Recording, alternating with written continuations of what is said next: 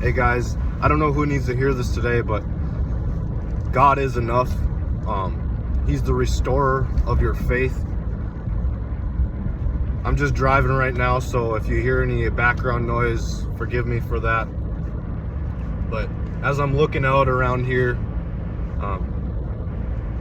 I'm seeing God's creation, and it touched me while I was on my way to see one of my customers here, and it's just beautiful. It's just beautiful. So I live in North Dakota, and there's not a lot of good. There's a lot of untapped land, but there's not a lot of how do you want to put it? There's not too many hills or anything like that. It's a lot of flat land. It's a lot of fields. It's a lot of farmland. But it's just nice not seeing so many people. It's nice not seeing concrete everywhere and buildings. And it just made me think, like, wow, God's creation, God created all this, and He created you and He created me. And even though we might not think that we are as beautiful and as, purposeful as the next town or whatever it may be, God created you individually, and you are good enough for Him. And He wants to use you for a purpose. And it says that we were created for His pleasure. Our purpose was created for His pleasure. That's each and every individual. And I have fallen so many times. I've fallen so many times that it's not about how many times you fall, it's about how many times you get back up again. Because I've fallen and I've backslidden. I've done a lot. I had opened doors to the demonic realm in my early life. I fell into occultic practices. I was using drugs when I was young. All the way up, honestly, up until this last year. Just recently, God had pulled me back out of a pit that I never thought I was going to be able to crawl back out of again. But He gave me grace. He gave me mercy. He showered me with it. And I was able to encourage myself in the Lord. And sometimes I feel like that's just what we need to do, is we need to come to a place of humbleness, and we need to encourage ourselves in the Lord. And in Jeremiah 29:11 it says, I know my thoughts that I have for you. And that's thoughts of peace. He doesn't want to harm us. He doesn't want to bring us more unpeacefulness. He wants to bring us peace. That's what He wants to do for us. He's the Prince of Peace. And He's the one that restores our faith. He's the restorator. And as I'm just looking over at this, it's just beautiful out here. I want to show you guys this as I'm driving. I'm going to be careful, but there's just a lot of untapped stuff. Obviously, we have power lines and things like that out here. I'm a salesman. I'm calling on the coal mines here. And it's just a beautiful place. But I wanted to say that that's how God sees you.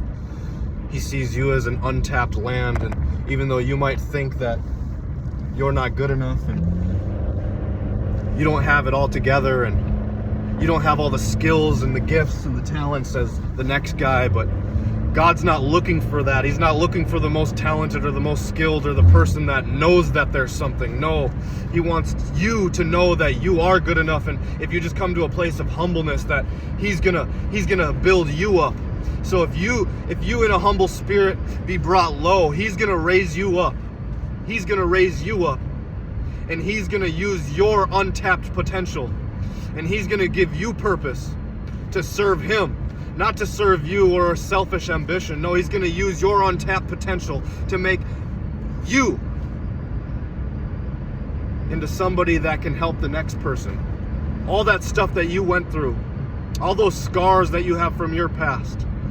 I have tattoos all over my body and stuff like that I got before I was saved. And I have all these carvings and stuff like that all over my body. And I had all these insecurities, and I would always try to mask it. I would always try to put a mask over it. Maybe if I act like this, maybe if I try to act like that, people will see me like this. But God just wants you to be yourself. And He loves a humble person. So if you don't know what your purpose is today, you don't know how that you can serve God, He just wants you to come to Him with a humble spirit, a contrite heart,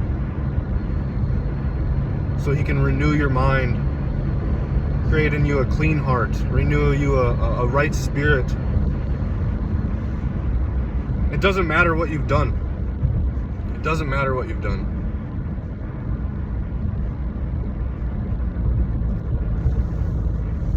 So I just wanted to come on here today and let you know that God is watching, and God does need you, and God and somebody else out there needs you. Somebody else out there needs you too.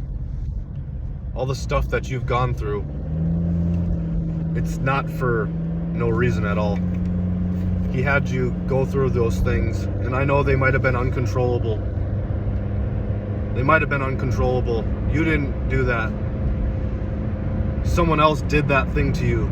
Someone else opened that door to your soul and brought things in your life that were of no purpose. And that puts you down a track, a path that you never thought you'd be able to get out of again. But God has you exactly where He wants you. Sometimes the people with the highest calling are the ones that go through the most and suffer the most. And it's not just for you. It's so that when you get pulled out of that, and when God brushes you off, when you stand back up again, it's so that you can help somebody else that went through that same exact situation or something similar. And I just feel this heavy on my heart today, because I've just went through this, and God brushed me off, and He forgave me again, and I never thought that I was gonna. This is the worst year of my life. I was a 16-year-old, I'm 29 now, I was a 16-year-old heroin addict shooting up heroin and opiates and whatever I could get my hands on. And that was the hardest.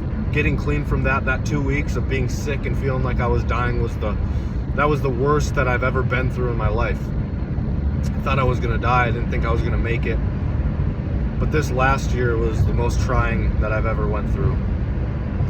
And God sometimes allows us to go through things, whether it is something that we stepped back into and allowed back in our life and opened that door back up, or whether it's something that God just puts you through.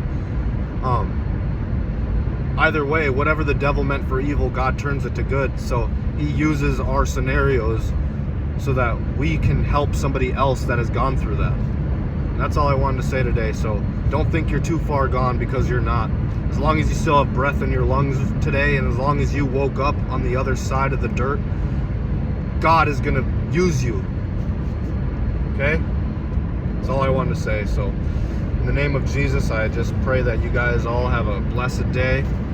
And I'm going to get back on here a lot more, and I'm going to start to share my story. And if anybody else is going through things and they need prayer, or if they need someone else just to step into that fire with them, don't be afraid to comment and